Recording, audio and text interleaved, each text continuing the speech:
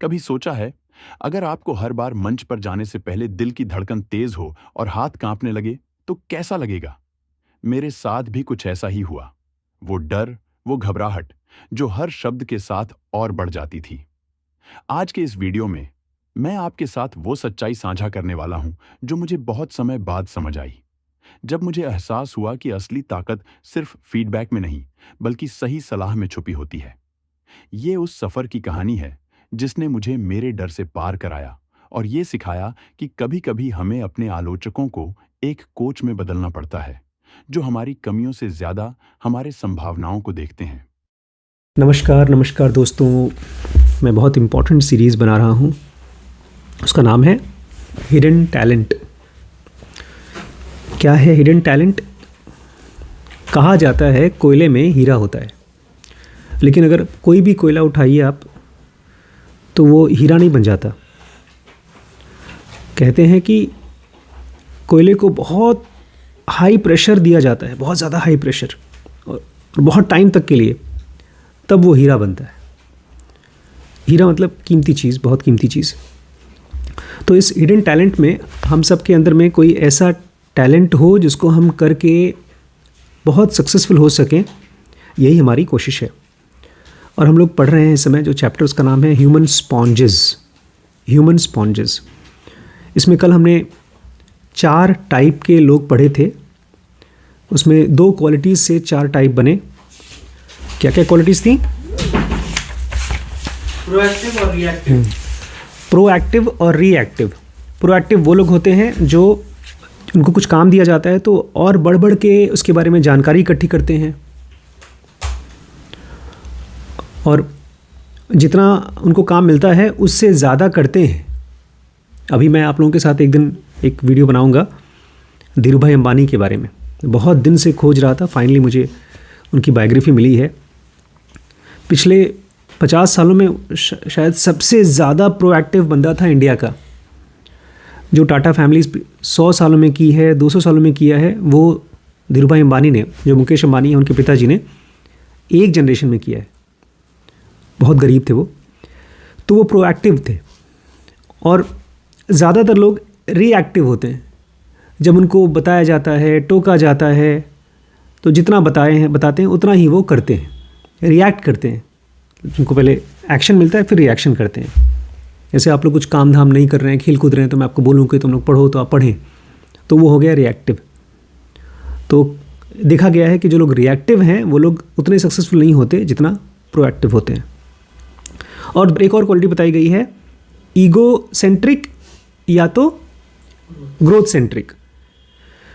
अब हर आदमी इसके बारे में सोचता नहीं, लेकिन अच्छा है कि कम से कम इसके बाद आप सोचना शुरू करिए कि आप अपने बारे में पूछिए कि मैं ईगो सेंट्रिक हूँ कि ग्रोथ सेंट्रिक हूँ। तो ईगो सेंट्रिक जो लोग होते हैं, जब उनके बारे में कुछ नेगेटिव चीज़ बताई जाती है, कमी बताई जाती है, तो वो लोग दिल से ले लेते हैं। तारीफ बताई जाती है तो बड़े खुश हो जाते हैं। तो ऐसे लोग को जब इन्फॉर्मेशन मिलती है, जानकारी मिलती है, तो बहुत ज़्यादा हेल्प नहीं कर पाते, क्योंकि वो ईगो, हर चीज़ को ईगो लेकर के बना लेते हैं और बस खुश हो जाते हैं, ग्रोथ नहीं होती उनकी। और वहीं ग्रोथ सेंट्रिक का आज हम बहुत अच्छा एग्जाम्पल पढ़ेंगे कि ये लोग बहुत समझदार होते हैं अपनी ग्रोथ के लिए, लोगों से फीडबैक लेने के लिए। तो आज के चैप्टर का नाम है getting the cold hard truth. Getting the cold hard truth, एकदम सच्चा और मुश्किल सच, ठंडा मुश्किल सच को ले पाना। बहुत अच्छा आज का क्लास है। The message from my body came through loud and clear, you do not belong here. Author कह रहे हैं कि जब मैं स्टेज पर खड़ा हुआ स्पीच देने के लिए पब्लिक के सामने, तो मेरी बॉडी साफ साफ बोल रही थी, तुम इस चीज़ के लिए नहीं बने हुए हो। Between the sweat drenching my shirt and butterflies in my stomach, I had no business being on stage. एक तरफ मेरे पूरे बॉडी में पसीना आ रहा था और पेट में बटरफ्लाइज घूम रही थी, मतलब तितली घूम रही थी, पेट गुड़गुड़ कर रहा था डर के मारे। और मेरा पूरा शरीर यही कह रहा था कि यहाँ स्टेज पर रहने का तुम्हारा कोई बिजनेस नहीं है, तुम इसके लिए बने ही नहीं हो। As a shy introvert, just raising my hand to speak in the class was enough to give me jitters. बोलते मैं क्लास में बहुत शर्मिंदा लड़का था, अगर हाथ उठा करके क्वेश्चन का आंसर भी देना हो तो भी मुझे जिटर्स आ जाते थे, एकदम दौरे पड़ जाते थे बहुत डर के मारे। In the days before caller ID I even got nervous answering the phone. पुराने ज़माने में जब फ़ोन में वो नहीं आता था कि किसका फ़ोन आया है, पता नहीं होता था, नाम नहीं आता था, तो मुझे फ़ोन उठाने में भी डर लगता था, पता नहीं कौन हो, कैसे मैं जवाब दूँ, डरता था मैं। As a graduate student I was determined to get over my fear of public speaking the fast way. कहा जाता है पब्लिक स्पीकिंग बहुत बहुत इंपॉर्टेंट क्वालिटी है अगर आप सक्सेसफुल होना चाहते हैं। आज जो नरेंद्र मोदी हैं वो बहुत अच्छे पब्लिक स्पीकर हैं, और उनके कंपैरिजन में अगर आप इनको देख लें, कौन, राहुल गांधी, वो पब्लिक स्पीकर नहीं है अच्छे, वो हड़खड़ाते हैं, मतलब लड़खड़ाते हैं, उनकी ज़ुबान बहुत कांपती है, पब्लिक को नहीं ले पाते, ग्रिप नहीं कर पाते। तो कहना है मैं जब ग्रेजुएट हुआ, स्टूडेंट था, तो मैंने डिसाइड किया कि मुझे जो पब्लिक स्पीकिंग का डर है वो ख़त्म करूँगा। I didn't have time to dip my toe in the shallow end of the exposure therapy. बोलते मेरे पास टाइम नहीं था कि मैं जा कर के छोटे से ग्रुप के साथ, फिर और बड़े ग्रुप के साथ, फिर और बड़े ग्रुप के साथ अपने डर को धीमे धीमे ख़त्म करूँ। So I dove right into deep end of flooding. इसलिए मैं सीधे गहरे कुएँ में कूद गया, गहरे समुद्र में कूद गया। I volunteered to give a series of guest lecture in my friend's undergraduate classes. तो मैंने सीधे बोल दिया कॉलेज में कि जूनियर बच्चे जो हैं उनको जाकर के मैं लेक्चर दूंगा। वॉलंटियर दिया, मतलब अपनी मर्ज़ी से जाके बोला। I needed their input to learn. मुझे उनका इनपुट चाहिए था सीखने के लिए। But when I asked those friends for feedback afterwards they came back with vague compliments, interesting content, enthusiastic delivery. और जब मेरा लेक्चर हो गया तो मैंने उनको पूछा कैसा था, बताओ भाई फीडबैक दो। तो लोग बोलते हैं ऐसे ही वेग कॉम्प्लीमेंट देते हैं, ठीक ठाक था, अच्छा बोला, डिलीवरी भी ठीक ठाक थी, मतलब कोई सीरियस चीज़ नहीं बताई, कोई काम की चीज़ नहीं बताई। When they had helpful input, people are often reluctant to share it. जब भी किसी के पास काम की चीज़ होती है तो बताने से कतराते हैं। We even hesitate to tell friends they have food on their teeth. अगर हमारा दोस्त है, जान पहचान का कोई है और उसके दांत में कोई सब्जी लगी हुई है तो उसको भी बताने में हम हिचकिचाते हैं, हेजिटेट करते हैं। We are confusing politeness with kindness. ऐसी कंडीशन में हम लोग सोचते हैं कि हम यार उसको ख़राब न लग जाए, लेकिन सच पूछिए तो आप उसका नुकसान ही कर रहे हैं। आप उसकी बेइज्जती रोक सकते हैं अगर उसकी कमियों को बता दें, लेकिन आप सोचते हैं कि मैं उसका भला कर रहा हूँ पोलाइट होकर के, विनम्र होकर, लेकिन आप विनम्र हैं नहीं, आप कुछ नहीं कर पा रहे हैं उसके लिए। Being polite is withholding feedback to make someone feel good today. अगर आप उसको उसकी बुराई नहीं बता रहे हैं उसको, तो आप उसको अच्छा फील कराने के लिए एक बहुत इंपॉर्टेंट फीडबैक को रोक रहे हैं। Being kind is being candid about how they can get better tomorrow. लेकिन अगर आप सचमुच में उसका भला करना चाहते हैं तो उसको बताइए कि वो क्या कर सकता है ताकि उसका भविष्य बेहतर हो सकता है। उसको फीडबैक दीजिए भविष्य के बारे में। It is possible to be direct in what you say, being thoughtful about how you deliver it. आप सीधे बोलिए, उनसे डायरेक्टली बोलिए। जहाँ आपको लगता है कि ये आदमी इस गलती को ठीक कर दे, ऐसे होगा, तो उसको सीधे सीधे बोलने में कोई दिक्कत नहीं है आपको। I don't want to embarrass you, but I realized it would be a lot more embarrassing if no one told you about the broccoli sprouting from your gums. जैसे मान लीजिए आपके दोस्त के दांत में कोई सब्जी लगी हुई है, तो आप उसको बोल सकते हैं यार देखो मैं तुम्हें शर्मिंदा नहीं करना चाहता हूँ, लेकिन अपने दांत को साफ़ कर लो, उसमें कचरा लगा हुआ है, सब्जी लगी हुई है। ये आप साफ साफ बोल सकते हैं। ये तो जाएगा पब्लिक में किसी के सामने खड़ा है तो लगेगा दांत ही नहीं साफ़ किया, मुँह में गंदगी है। When you kick off a presentation, you know you are in trouble if you say good morning and multiple people respond great point. अब मान लीजिए आप गए एक स्टेज पर स्पीच देने के लिए और आपने सबसे पहला सेंटेंस बोला नमस्कार दोस्तों, और वहाँ जो पब्लिक है बोलेगी हाँ बहुत इंपॉर्टेंट पॉइंट बोला तुमने। इसका मतलब आपका स्पीच ही बेकार गया। स्पीच जो दी जाती है ना उसका एक तरीका होता है ताकि पब्लिक को आप पकड़ सकें। To help students overcome their hesitation I gave out anonymous feedback form. कहते हैं जब मैं क्लास में पहुंचा तो मैं बच्चों को फॉर्म दिया कि इस फॉर्म में नाम मत लिखना क्योंकि तुमको शर्म आती होगी, मैं टीचर हूँ तुम्हारा, तो फीडबैक देने में शर्म आती होगी, तो नाम मत लिखना, लेकिन फीडबैक देना तुम कि मैं कैसे अपने आप को ठीक कर सकता हूँ। I wanted to become a sponge. Author कहते हैं मैं स्पॉन्ज बनना चाहता था। स्पॉन्ज मतलब मैं सोखना चाहता था, इंपॉर्टेंट चीज़ जानना चाहता था उनसे। I would absorb everything I could from the audience and then filter out what wasn't useful. मैं ऑडियंस में जो लोग बैठे हैं उनसे सब कुछ एब्जॉर्व करना चाहता था, और जो भी चीज़ फालतू की होती मैं उसको बाद में फ़िल्टर कर देता, निकाल के फेंक देता। Little did I know I was going about it the wrong way. लेकिन मुझे बेचारे को पता ही नहीं था कि मैं एकदम गलत तरीके से काम कर रहा हूँ। The students panned my performance.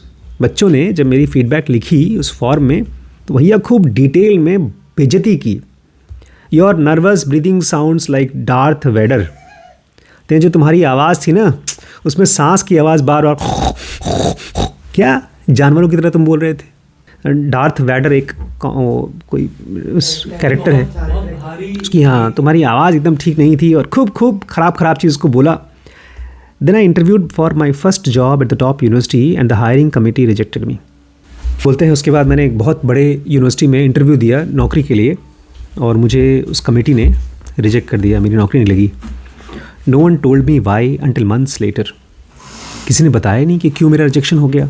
कई महीने बाद मुझे पता चला। When a colleague finally came clean. एक मेरा कलीग था जो मेरे साथ काम करता था, पढ़ता था, उसने मुझे साफ साफ बताया, you lack the confidence to command the respect of our students. उन्होंने कहा देखो, जब तुम स्टूडेंट्स को पढ़ाते हो ना, तो तुम्हारे अंदर में कॉन्फिडेंस होना चाहिए ताकि उनका रिस्पेक्ट तुम्हें मिल सके। तुम्हारे अंदर में वो रिस्पेक्ट नहीं है, मतलब वो कमांड नहीं है, तुम कॉन्फिडेंस नहीं तुम्हारे अंदर कि उनका तुम रिस्पेक्ट ले सको। The following year when I delivered my first session for US Air Force leaders, the colonel crucified me। और उसके एक साल बाद जब मैं US Air Force में मिलिट्री में जाकर के अपना पहला स्पीच दिया था, तो वहाँ पर जो कर्नल था उसने तो मुझे भैया क्रूसीफाई कर दिया, मुझे खूंटी पे चढ़ा दिया, सूली पे चढ़ा दिया। उसने कहा I gain nothing from this session. बोलते हैं तुम्हारी क्लास अटेंड करके मुझे तो कुछ नहीं मिला।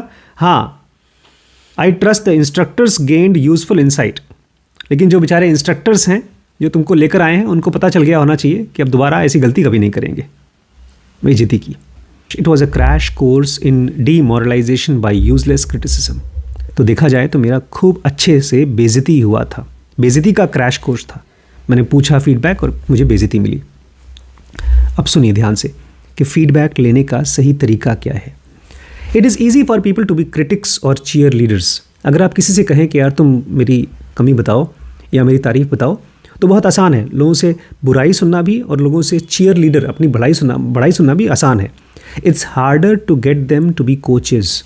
आप जो करने की कोशिश कर रहे हैं, आप ये चाहते हैं कि वो आपके कोच बने, आपको ट्रेन करें। वो बहुत मुश्किल है कि आप किसी से अपनी कोचिंग करवाएं। अ critic sees your weakness and attacks your worst self. एक क्रिटिक कौन होता है? जो आपकी कमज़ोरियाँ देखता है और जो सबसे कमज़ोर चीज़ होती है उस पर अटैक कर देता है। A cheerleader sees your strength and celebrates your best self. और जो चीयर लीडर होता है, आपकी तारीफ़ करने वाला, वो आपका सबसे अच्छी चीज़, सबसे स्ट्रॉन्ग चीज़ देखता है और उसको सेलिब्रेट करता है। अरे यार कमाल था, यार कमाल था। A coach sees your potential and helps you to become a better version of yourself. जो कोच होता है वो आपका पोटेंशियल देखता है कि हाँ राइट, ये लड़के में दिमाग है मैथ्स का, ये लड़का मैथ्स नहीं कर पाता लेकिन अंग्रेज़ी पढ़ पाता है, तो अंग्रेज़ी से क्या कर सकता है, ये लड़की के अंदर में अलग टैलेंट है। तो एक कोच आपका पोटेंशियल देखता है, जो ऐसी चीज़ जो अभी हो सकती है, और उसको बाहर निकलने में तुम्हें better version of your self, अपना बेहतर वर्जन बनाने में हेल्प करता है, जो कोच होता है। If I wanted to master the art of public speaking I needed a better filter. अगर मुझे ये सीखना था कि कैसे मैं और अच्छा पब्लिक स्पीकिंग करूँ, तो मुझे एक बेटर फिल्टर चाहिए, छन्नी, जहाँ पर मैं सही जानकारी को रखूँ और बेकार को हटा दूँ। सही जानकारी ये नहीं है कि तुम बेकार हो, तुम कॉन्फिडेंस नहीं है, ये सही जानकारी नहीं है, इससे तो और कॉन्फिडेंस खत्म हो जाएगा। I decided to turn my critics and cheerleaders into coaches. तो बोलते हैं मैंने डिसाइड किया कि मैं अपने क्रिटिक्स को, जो मेरी बुराई करते हैं, और जो मेरे बड़ाई करते हैं, उन दोनों को मैं कोच बनाऊंगा। I would tried to do that in the past by asking for feedback. पहले मैंने कोशिश की थी जब मैंने उनसे कहा था कि मेरे लिए फीडबैक दो, but research suggests that's a mistake. लेकिन जब मैंने इसको खोजा तो मुझे पता चला रिसर्च करके कि ये मिस्टेक है। लोगों से फीडबैक नहीं मांगना चाहिए। Instead of asking feedback you are better off asking for advice. आप फीडबैक मांगने के बजाय उनसे एडवाइस मांगो। Feedback tends to focus on how well you did last time. Feedback का तो मतलब ये होता है कि मैंने पहले कितना अच्छा काम किया। Advice shifts attention to how can you do better next time. लेकिन अगर आप किसी से एडवाइस मांगते हैं तो आप असल में उससे पूछ रहे हैं कि भविष्य में क्या करके आप और सही कर सकते हैं। In experiments the simple shift is enough to elicit more specific suggestions and more constructive points. और जो भी एक्सपेरिमेंट्स किए गए हैं उसमें इसको साफ साफ देखा गया है, जब आप एडवाइस पूछते हो लोगों से तो आपको सही सही पॉइंट्स बताते हैं, कंस्ट्रक्टिव पॉइंट्स बताते हैं जो आपके काम की होती हैं। Rather than dwelling on what you did wrong, advice guides you towards what you can do right. बजाय इस चीज़ पर चिंता करना कि मैंने क्या गड़बड़ी की, आपका दिमाग उन एडवाइस की मदद से आप इस चीज़ पर सोच सकते हैं कि मैं क्या सही करूं। I replaced my usual feedback questions with basic request for advice. तो जब भी मैंने फॉर्म देना शुरू किया तो मैंने बच्चों को या जो भी मेरी ऑडियंस थी उनको ये नहीं पूछा कि आप फीडबैक दो, मैं उनसे एडवाइस मांगता था। मैं उनको पूछता था what is the one thing I can do better. वो एक चीज़ बताओ जो मैं और अच्छे से करूँ। Suddenly people started giving me useful tips. और अचानक से वही लोग जो मेरी बुराई करते थे मुझे काम की टिप्स देना शुरू कर दिए। Don't lead with a joke you unless you are confident it will land. लोगों ने कहा देखो तुम जोक तब तक मत बोलो जब तक तुम्हें कॉन्फिडेंस नहीं है कि लोग उसके ऊपर हंसेंगे। The audience wasn't always ready for my dry humour. Hearing crickets amplified my anxiety. बोलते हैं चुटकुला बोलने का एकदम सही टाइम होता है और सही चुटकुला होता है। अगर आपने सही टाइम पर सही चुटकुला नहीं बोला तो आपको पब्लिक में क्रिकेट सुनाई देंगे। क्रिकेट शांति मतलब भाई एकदम कोई कुछ ताली वाली मारेगा ही नहीं। और अगर आपके सामने आपने चुटकुला बोला और कोई ताली नहीं मार रहा है तो आपको खुद डर लगेगा, यार क्या कुछ गड़बड़ बोल रहा हूँ, कि आपको पब्लिक आपके कंट्रोल में नहीं आएगी। तो लोगों ने बताया open with personal story, it humanises you. लोगों ने कहा कि अपनी पर्सनल स्टोरी से शुरू करो, इससे लोग तुमसे कनेक्ट करेंगे। I was trying to make it about audience, not myself, but I was distancing myself from them instead of connecting with them. बोलते हैं जब मैं ऑडियंस को लेक्चर दे रहा था तो मैं कोशिश कर रहा था कि मैं ऑडियंस के बारे में उनसे बात करूं, मैं अपने बारे में नहीं बोलता था। लेकिन अब मुझे समझ में आया कि मुझे खुद को उनसे कनेक्ट करना होगा। After a decade of practice, 10 साल, कितने साल? 10 साल की प्रैक्टिस के बाद I got an invitation to give a TED talk. मुझे टेड टॉक के लिए इनविटेशन। टेड टॉक मतलब दुनिया का सबसे बड़ा प्लेटफॉर्म इस समय, अगर आप पब्लिक स्पीकिंग देना चाहते हैं। उसको जो सुनने के लिए लोग आते हैं वो लोग 5-5 लाख रुपए का टिकट दे करके आते हैं, जो असली टेड टॉक्स होती हैं। और उस टेड टॉक में इस बंदे का जो वीडियो था 10 मिलियन व्यूज़ हैं, 10 मिलियन। तो टेड टॉक में मुझे बुलाया गया। I opened with a story about the time I failed to invest in Warby Parker. बोलते हैं जब मैंने शुरू किया बोलना तो मैंने अपनी कहानी बताई कि कैसे वारबी पार्कर नाम की एक बहुत बड़ी कंपनी थी और मैं उसमें पैसा लगाना नहीं, भूल गया, नहीं लगाया, मेरी गलती थी, अपनी कमी दिखाया मैंने पब्लिक को। And managed to wait a full 42 seconds to unveil my first joke. और मैंने पहला जोक 42 सेकेंड तक नहीं बोला, 42 सेकेंड बाद बोला। विच गॉट लाफ्स, और उस पर लोग हंसे भी। A later joke did bomb, लेकिन उसके बाद का जो जोक था उसमें बॉम्ब हो गया, कोई हंसा नहीं। And you can hear my nerves eight several points but all things considered the talk went over well. और आप देख पाएंगे, मैंने उस वीडियो को देखा था और जब मैं देख रहा था तो मुझे ये चीज़ साफ साफ दिख रही थी कि ये आदमी पूरी तरह से कॉन्फिडेंट नहीं है। पॉइंट्स बहुत सही बोला है लेकिन कॉन्फिडेंस उसमें उतना नहीं था। इससे बहुत ख़राब वीडियोज़ बहुत ज़्यादा कॉन्फिडेंस के साथ लोग बोलते हैं। तो बोलता है मैंने जो भी लेक्चर दिया ओवरऑल मेरा वीडियो बहुत अच्छा किया। Over next 5 years I was invited to stand in the red circle more than 3 times। और अगले 5 साल में मुझे उसी जगह पर 3 बार बुलाया गया। रेड सर्कल मतलब उसमें एक लाल रंग का सर्कल होता है, उसी पे खड़ा होकर के आपको स्पीच देनी होती है। 3 बार बुलाया गया। And Darth Vader only made a cameo. और वो बेचारा जिसके बारे में कह रहे थे डार्थ वेडर, इसकी गले की हैवीनेस थी, वो एक ही बार आई। मतलब ये इसका कॉन्फिडेंस बढ़ता गया, स्पीच अच्छी होती गई। Okay. After every talk I give I ask the hosts what can I do better. अब जब भी मैं कोई टॉक देता हूँ तो अपने होस्ट से मैं पूछता हूँ कि मैं और क्या बेहतर कर सकता हूँ। It reminds me that not all advices are created equal. और उससे मुझे ये भी याद रहता है कि जितने भी एडवाइस मिलती हैं सब एक जैसी नहीं होती, सब सही नहीं होती हैं। The more suggestions you collect the more important filtering becomes. जितना ज़्यादा लोग तुम्हें सजेशन देंगे उतना ही इंपॉर्टेंट है कि तुम सही सही को रखो और कचरे को निकाल के फेंको। How do you know which source to trust? अब सवाल ये उठता है कि आप कैसे डिसाइड करेंगे कि किस सोर्स के ऊपर, किस एडवाइस के ऊपर आप भरोसा करें, किसके ऊपर ना करें। उसके लिए मे the source B with you. आज का टॉपिक सेकंड वाला, कि कौन से सोर्स को आप अपने पास रखें, कौन से एडवाइस को अपने पास रखें और किसको फेंक दें। When Melody Hobson sent off her college application, she was thrilled to get into both Harvard and Princeton. ये मेलोडी हॉब्सन कौन है गरिमा? ये बचपन में इसको वो बुक मिली थी पिग वाली, और इसको बचपन में जब स्कूल की बस नहीं आई, बाकी बच्चे वेट करते थे बस का, ये पैदल निकल जाती थी, 2-3 किलोमीटर चल के पहुंचती थी स्कूल। ये इस समय दुनिया की वन ऑफ द रिचेस्ट अमीर लड़की है, इन्वेस्टमेंट कंपनी में काम करती है, स्टारबक्स में इसका वो है बोर्ड सीट है। और बचपन में बहुत गरीब थी। इसके घर में बिजली नहीं था, बार बार इनको अपना घर बदलना पड़ता था, फ़ोन का बिल नहीं दे पाते थे।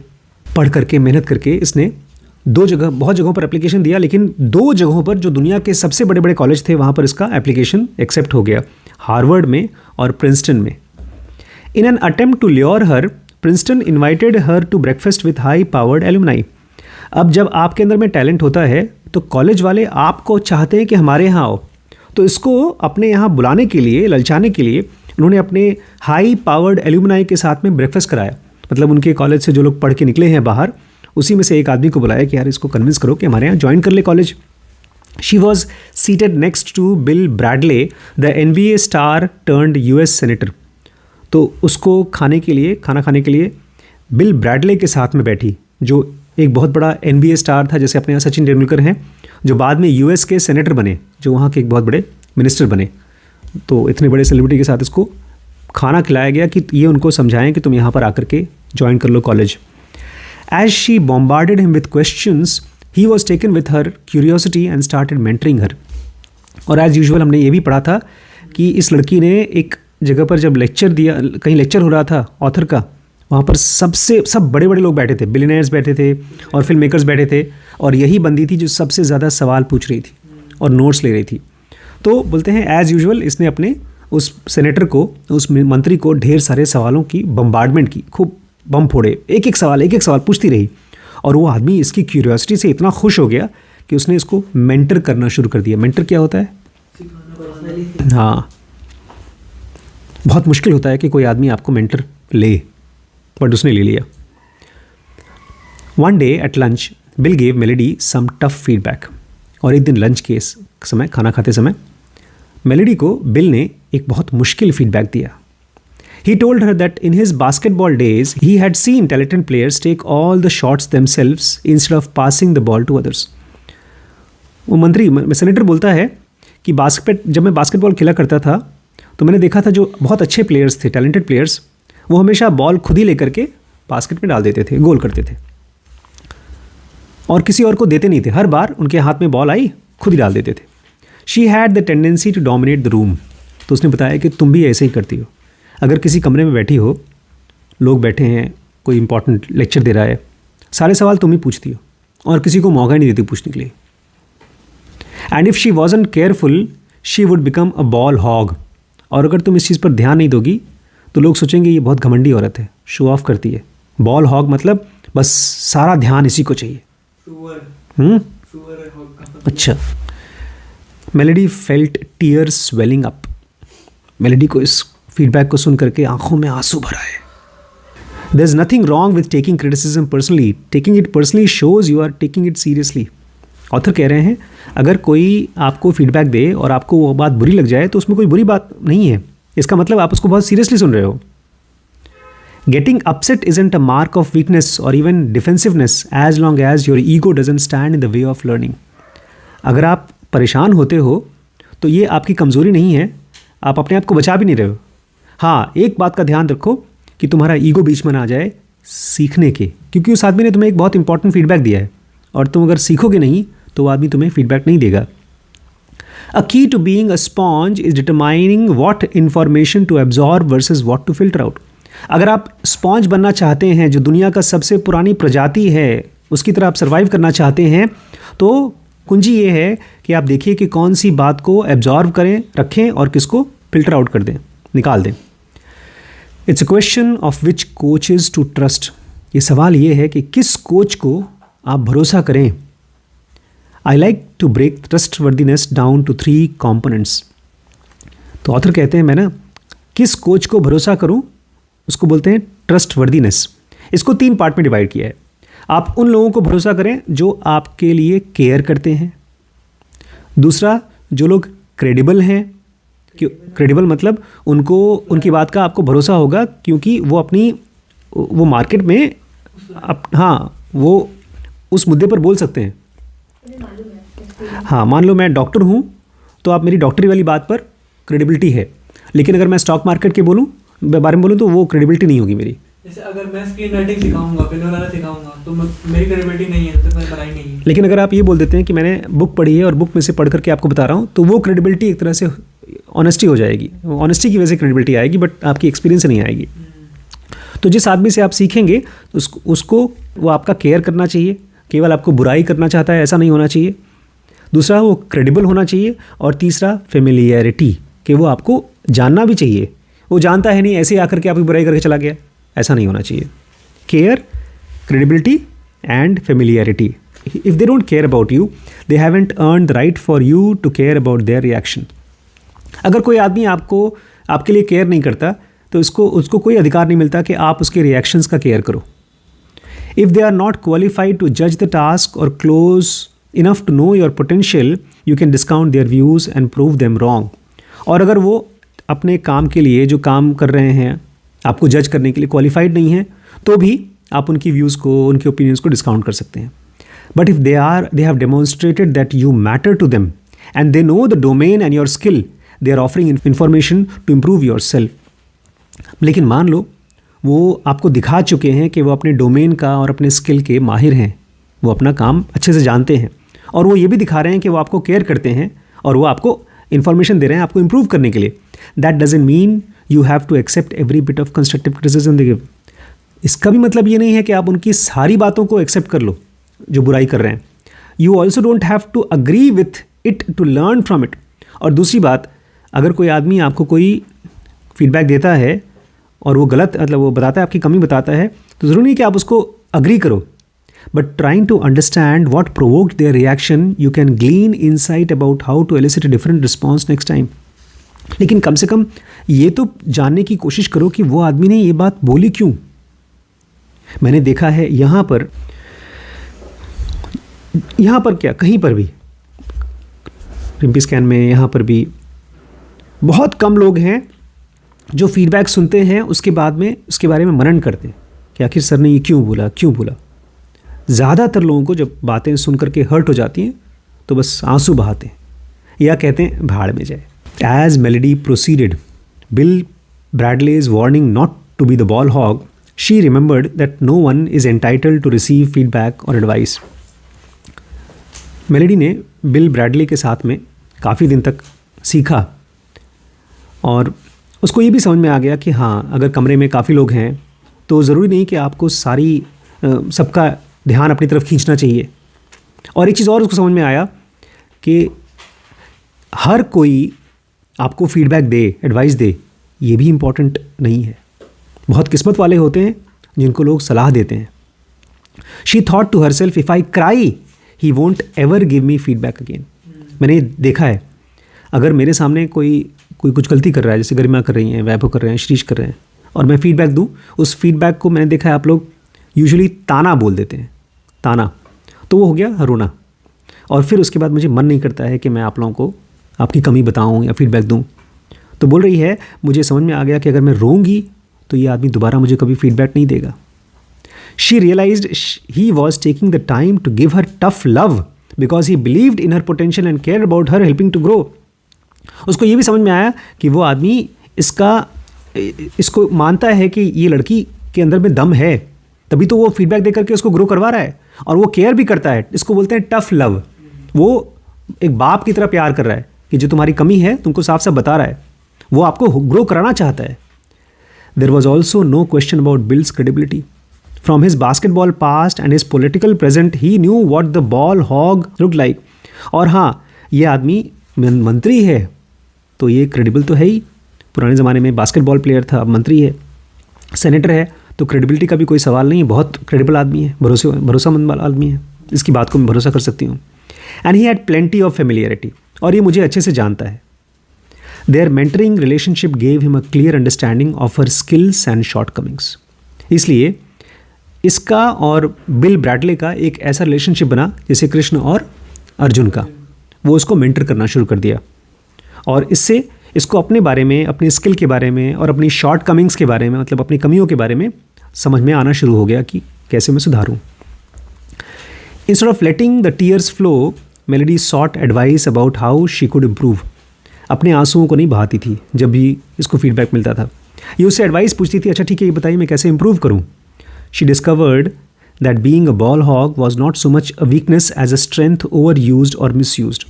इसको ये भी समझ में आया कि मान लो कमरे में सबसे ज़्यादा सवाल मैं ही पूछ रही हूँ तो ये कोई कमज़ोरी नहीं है, ये मेरी एक स्ट्रेंथ है, लेकिन मैं इसको बहुत ज़्यादा यूज़ कर रही हूँ, ओवर यूज़ कर रही हूँ. हर absorptive capacity could suck the air out of the room and her quest to learn could inadvertently silence the voices. ये इतना ज़्यादा सीखना चाहती है कि कमरे में किसी और को मन ही नहीं करेगा सवाल पूछने का, इसलिए अपने आप को बचा के रखे, क्योंकि अगर ये सवाल पूछती रहेगी तो पूरा कमरा ही शांत हो जाएगा. She learned that she had to adapt how she expressed her thirst for information. और उसने फिर ये सीखा कि जो इसका प्यास है जानकारी का, जो सवाल पूछती रहती है, इसको कैसे अडेप्ट करे, कैसे सही तरीके से दिखाए, ज़्यादा ना करे. Melody's constructive response motivated Bill to keep coaching her. तो एक तरफ वो उसकी कमियों को बताता था, लेकिन इसने भी उसको कंस्ट्रक्टिवली लिया, सही तरीके से लिया, इसलिए बिल उसको कोच करता रहा. एंड द कनेक्शन ब्लॉसम्ड, और इन लोगों का कनेक्शन खिला. मैं देखता हूँ अभी श्रद्धा यहाँ पर नहीं है, और मैं पिछली बार जब गया था तो मैं बहुत बात नहीं कर पाया उसके साथ. उसका हस्बैंड अनुराग, उसके साथ तो मेरा कोई रिलेशनशिप है ही नहीं. हम अभी आप क्लास चालू होने से पहले नंदिनी ने फ़ोन किया था. अमन अक्सर बात करता रहता है, अनिल बहुत कम आता है. तो जिनके साथ मेरा रिलेशनशिप ठीक हो रहा है उसको बोलेंगे रिलेशनशिप ब्लॉसम्ड, क्योंकि ज़्यादातर बच्चों का मैं कोच हूँ, टीचर हूँ. लेकिन जिनके साथ मैं बात नहीं कर पाता हूँ तो मुझे ये मन नहीं करता कि बात करूँ, उनको कोच करूँ. लेकिन इन लोगों का ब्लॉसम हुआ रिलेशनशिप, मतलब कोच का, कृष्ण और अर्जुन का जो रिलेशनशिप था वैसे ही इन लोगों का रिलेशनशिप ब्लॉसम हुआ.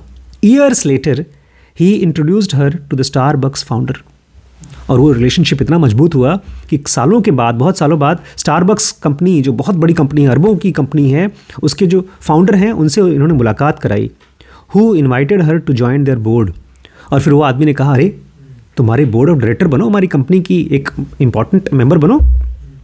When she got married, Bill walked her down the aisle and Melody called him the father she never had. और जब उसकी शादी हुई तो उसको हाथ पकड़कर दूल्हे तक पहुंचाने ले गया, और मेलोडी बोलती है, ये मेरे वो पिता हैं जो मेरे पिता नहीं थे ना, तो एक तरह से मेरे पिता का रोल उन्होंने प्ले किया है. Many people fail to benefit from constructive criticism because they overreact and undercorrect. बहुत से लोग हैं जिनको जब कंस्ट्रक्टिव क्रिटिसिज्म मिलती है, उनकी कमियों को दिखाया जाता है, तो वो लोग उसको इस्तेमाल नहीं कर पाते, अपने आप को ठीक सिखा नहीं पाते, क्योंकि वो ओवर रिएक्ट करते हैं और अंडर करेक्ट करते हैं. रिएक्शन तो दिखा देते हैं खूब, लेकिन अपने आप को सुधार नहीं पाते. Melody made a resolution to do the opposite. Melody ने कहा, मैं दिखाऊंगी नहीं, बिल्कुल कितना भी खराब लगे नहीं दिखाऊंगी, और बहुत कोशिश करूंगी अपने आप को सुधारने का. She told her self that champions adapt. उसने अपने आप को कहा, नहीं, जो चैम्पियन होते हैं परिस्थिति के हिसाब से अपने आप को बदल देते हैं. She would go out of her way to show an interest in others and use her absorptive capacity to ask them questions and learn more about them. वो अपनी दूसरों के अंदर में इंटरेस्ट इतना था कि बाहर जाकर लोगों से पूछती थी, सवाल को अंदर एब्जॉर्व करने की कोशिश करती थी. Just as her coach had done for her, she would help people grow by dishing out tough love. और ठीक जैसे उसके कोच ने, बिल ने उसके साथ किया था, ये भी अब दूसरों को सिखाती है और उनको क्या देती है? Tough love. अगर किसी की कोई कमी है तो साफ साफ उसको बताती है। That became a signature strength. और अब दूसरों को कोच करना इसकी खुद की स्ट्रेंथ हो गई है।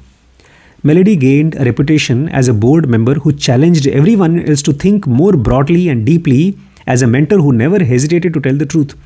बोर्ड ऑफ डायरेक्टर वो होते हैं एक कंपनी में, कुछ 10, 15, 20, 50 होते हैं, और उसमें एक होता है CEO, फाउंडर। अब कोई बड़ा डिसीजन लिया CEO ने और वो गलत है, तो बोर्ड ऑफ डायरेक्टर से उम्मीद होती है कि वो लोग बताएं। लेकिन आम तौर पे लोग सोचते हैं यार उसकी कंपनी है, जब वो डिसीजन ले रहे तो हम काहे को कुछ बोलें। तो यूजुअली लोग बोर्ड ऑफ डायरेक्टर भी अपने ही लोगों को बना देते हैं। लेकिन मेलेडी जब बोर्ड ऑफ डायरेक्टर बनी है तो वो सबको चैलेंज करती है। अगर उसको कोई बात गलत लगती है तो बोलती है। वो अपनी कंपनी को बोलती है, इस कंपनी को बोलती है कि लंबा लंबा सोचो, गहरा सोचो। एक वो ऐसी मेंटर है जो कभी सच बोलने से झिझकती नहीं है। I have seen her first hand. Author कहते हैं मैंने उनको देखा है, उसको मीटिंग में देखा है किस तरह से वो एकदम बिना डरे साफ साफ बोलती है। अगर कमी है तो साफ साफ बोलती है। Recently Melody happen to be in audience when I gave a new talk. बोलते हैं अभी कुछ दिन पहले मैं लेक्चर दे रहा था, टॉक दे रहा था, और ऑडियंस में मेलेडी बैठी थी। Afterwards as her peers gave generic praise I knew I could count on her too for coaching. फिर मैंने सबसे पूछा कैसा था, बताओ क्या करूँ, क्या सीख सकता हूँ। सब ने मुझे जेनरिक प्रेज दिया। जेनरिक मतलब हाँ ठीक था, अच्छा था, कुछ प्रॉब्लम नहीं थी, ऐसी कोई अच्छाई बड़ाई कर दी। लेकिन मुझे पता था मैं इसके पास जा सकता हूँ, मेलेडी के पास, और उसको मैं कोचिंग ले सकता हूँ। Sure enough when I reached out she called me with notes. जब मैं उसके पास पहुँचा तो अपना नोट्स बनाकर वेट कर रही थी मेरा। A big tech away was I needed a cleaner tough line so attendees didn't lose the message. उसने कहा थ्रू लाइन, हाँ, उसने नोट्स में लिखा था कि जब तुम अपना मैसेज देते हो पब्लिक को तो उसमें एक बहुत क्लियर थ्रू लाइन होना चाहिए, ताकि वो पूरे 10 मिनट के 5 मिनट के लेक्चर में तुम किस चीज़ के बारे में उनको याद रखवाना चाहते हो, अपना मैसेज क्लियरली बोलना, क्योंकि तुम्हारी बातचीत में मैसेज एकदम डाइल्यूट हो गया। अगली बार ऐसा मत करना। She wasn't just there to absorb and apply information for herself, she wanted to make sure the audience could absorb and apply it to.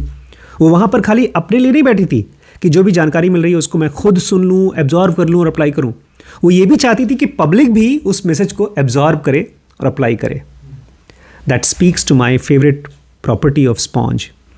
यही स्पॉन्ज की सबसे फेवरेट प्रॉपर्टी है, सबसे खास प्रॉपर्टी है, जिसकी वजह से स्पॉन्ज 500 मिलियन साल तक जिंदा है। वो क्या प्रॉपर्टी है अभी आगे बता रहा है। At some point in the past, sea sponges branched off on their own evolutionary tree. पता नहीं कब, कितने हज़ारों साल, लाखों साल पहले, जो समुद्री स्पॉन्ज थे वो वहाँ से हटे और वो इवॉल्व हुए। इवॉल्व समझते हैं? जैसे एक प्रजाति दूसरी प्रजाति में बदलती है। जैसे बंदर से हम इंसान बने, तो बीच में बहुत से इंसान और बंदर के बीच के प्रजाति थे हम। तो ऐसे ही ये भी इवॉल्व हुआ, सी स्पॉन्ज, समुद्री sponge. We are not their descendants but that hasn't stopped them from being good ancestors. हम स्पॉन्ज से नहीं निकले हैं, लेकिन हाँ वो बहुत अच्छे एंसेस्टर्स हैं हमारे। As I read far and wide about sea sponges I was delighted to discover something even more remarkable than their capacity to absorb. जब मैंने इसके बारे में बहुत खोजा, सी स्पॉन्ज के बारे में, तो मुझे बड़ी रिमार्केबल चीज़, बहुत कमाल की चीज़ पता चली उनके बारे में। It is their capacity to create, कि ये सी स्पॉन्ज क्रिएट कर सकते हैं। Sea sponges don't just expunge toxins, ये खाली अंदर से जहर नहीं निकालते। They also produce biochemicals that protect and promote life with anti cancer, anti bacterial, anti viral, anti inflammatory properties.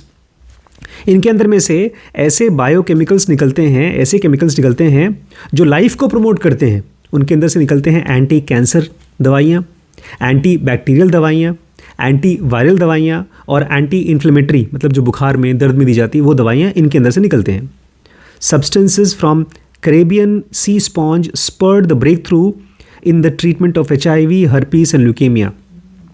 Caribbean sea sponge से जो सब्सटेंसेस मिले हैं उससे HIV, जो एड्स बीमारी होती है उसका, हर्पीस नाम की बहुत दर्दनाक बीमारी होती है उसका, और एक तरह का कैंसर होता है ल्यूकेमिया, उसका इलाज खोजा गया है. Compound from Japanese sea sponge have been developed into chemotherapy drug that has extended the lives of women with advanced breast cancer by blocking cell division.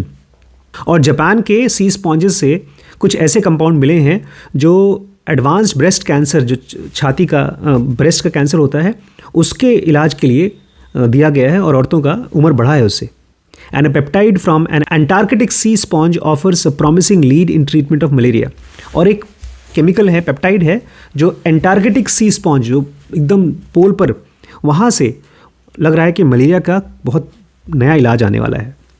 Despite these recent developments, the greatest life giving impact of sea sponge may have taken place about 500 billion year ago. ये सब चीज़ तो recently हुआ है, लेकिन जो सबसे बड़ी life देने वाली चीज़ हुई है जो सी स्पॉन्जेस में, वो आज से 5 बिलियन ईयर्स अगो हुआ है. For decades, scientists believed that new animal species emerged as oxygen arose in the ocean. बहुत सालों से, decades, दसियों साल से साइंटिस्ट ये मानते थे कि जो पहली बार जानवर आए दुनिया में, वो आए इसलिए क्योंकि समंदर में ऑक्सीजन आया. The latest evidence suggests that sea sponges actually contributed to this process. लेकिन जो सबसे लेटेस्ट स्टडी हुई है वो ये बता रहा है कि सी स्पॉन्ज की वजह से प्रजाति डेवलप हुई. By filtering organic matter out of water, they help to oxygenate the oceans. ये जो सी स्पॉन्ज होता है वो ऑर्गेनिक मैटर को निकाल कर फेंकती है और समंदर को ऑक्सीजन से भर देती है, विच enables animals to evolve. और जहाँ पर ऑक्सीजन होता है वहाँ पर जानवर इवॉल्व करते हैं. This means sponges may be partly responsible for all complex life as we know it. इसका मतलब ये है कि जितनी भी आज दुनिया में जानवर देख रहे हैं, हिलने डुलने वाले प्रजातियां देख रहे हैं, उन सब का कारण है sea sponge. If not for sponges, human race might not exist. अगर स्पॉन्ज नहीं होते तो शायद इंसान दुनिया में होते ही नहीं. Being a sponge is not only a proactive skill, it is a pro social skill. इसलिए अगर आप स्पॉन्ज बनते हैं तो खाली ये प्रोएक्टिव स्किल नहीं है, ये एक प्रो सोशल स्किल है. आप दुनिया को भी बढ़ा रहे हो. Done right, it's not just about soaking up nutrients that helps us grow. It's about realising nutrients to help others grow. अगर सही तरीके से किया तो खाली आप नहीं ग्रो करेंगे, आपके आसपास की सोसाइटी, आपके आसपास के लोग भी ग्रो करेंगे.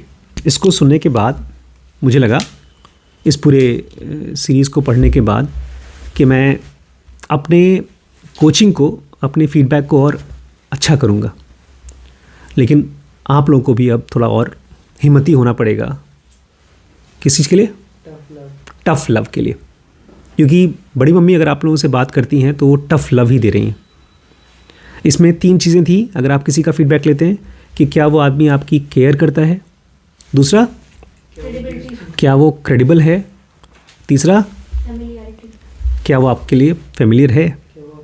हाँ, अब मान लीजिए आप लोग फीडबैक लेते हैं किसी अपने फ्रेंड से, तो आपके लिए फेमिलियर है और वो केयर भी करता है, लेकिन वो क्रेडिबल नहीं है. मान लीजिए आप किसी आउटसाइडर से बात करते हैं जो बहुत प्रोफेशनल है, तो वो क्रेडिबल है और हो सकता है केयर भी करता हो, लेकिन वो फेमिलियर नहीं है. तो ध्यान दीजिएगा किसको आप अपना कोच बनाते हैं, क्योंकि कोच लोग बहुत मुश्किल से किसी को कोच करते हैं. ये बड़ी जिम्मेदारी है. जो अच्छा शिष्य होता है उसी को कोच सिखाना भी चाहता है. सो अगर आप स्पंज बनना चाहते हैं तो be ready for tough love. ठीक है.